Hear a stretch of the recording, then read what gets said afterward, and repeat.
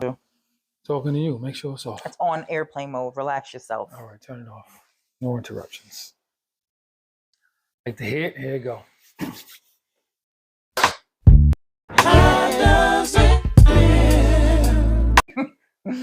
What's up, folks? It is DJ CEO. This is Shereen Nicole. We're on air. Mm-hmm. And welcome to How Does It Feel podcast. Yeah. This is not a full episode. No. This is what we will call like an interstitial, Mm-hmm. right? Something short. A little bite. Because in music today, it's not like how it was back in the days where like music only came out on a Tuesday. Right, like, once a month. Like music is constantly coming out. So instead of waiting for a full episode, we want to give you something small to snack on because A nibble, if you will. some stuff out here is just too good not to, you know what I mean? Yeah. Let's get into it. So, right. So today we're going to discuss very briefly Beyonce's latest project, the newest release. Yeah. How does it feel? No, that's us. That's us. That's us. Cowboy Carter, Mm-hmm. Act 2, which was supposed to be Act 1, we came to find out. There's some little nuggets in there. If you pay attention, you can see how it's supposed to transition, but we'll get back to that on a more fuller episode. But right now, I'm going to lean on Shereen to this because I've listened to the album one time. Blasphemy. And I want you to tell me, I want you to tell the people, as far as Cowboy Carter Act 2 goes, how does it feel?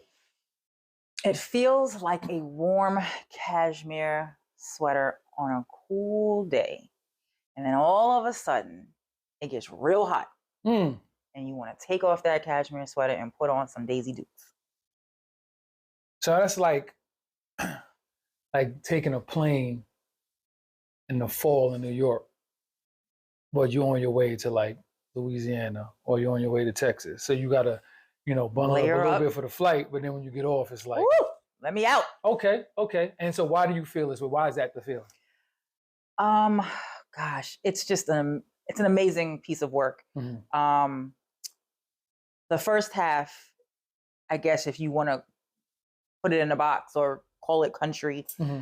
I think it's just R&B. It's rhythm and blues. And then the second half, right after the Linda Martell piece, she just goes crazy.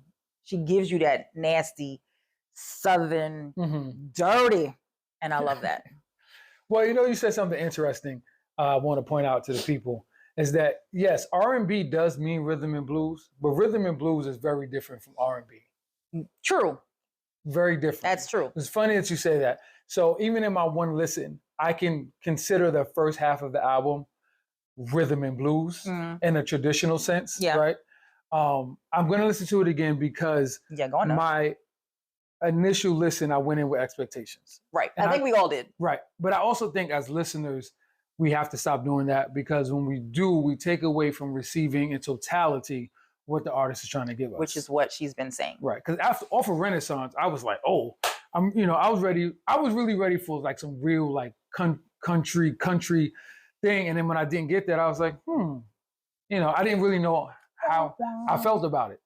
But now that I'm hearing you talk about it, you've been talking about it a lot the past couple of days. And I'm catching other people's like small little like reviews or whatever. I'm like, okay, let me just go back without any expectations.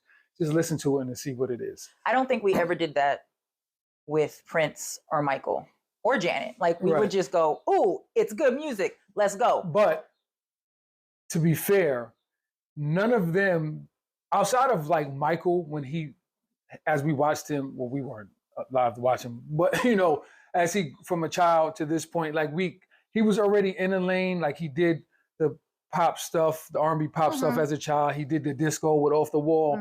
And then Thriller was like the kind of really our first like experience of like a genreless type of thing. But he didn't go into it going, this is going to be this, this is going to be that. Which is what Beyonce's trying to tell people. But the narrative around this, especially with the visuals, was that this is going to be a country album. So we could not help but go in expecting a country album. It's hard. That's just what it was. The imagery. But what is country? There is a sound that we believe exists. We believe. But we've heard country, and I'm not even talking about the white-dominated sound of country music. That shit is surface. But even from from the 50s and 60s to 40s, even before that, like there was an indigenous kind of sound that resonated. And what in is the that South. sound? I'm asking you, what is that sound? What is that instrument? The banjo. And where's the banjo from? Louisiana? Eh. France? Eh. Africa. There you go. Okay. So,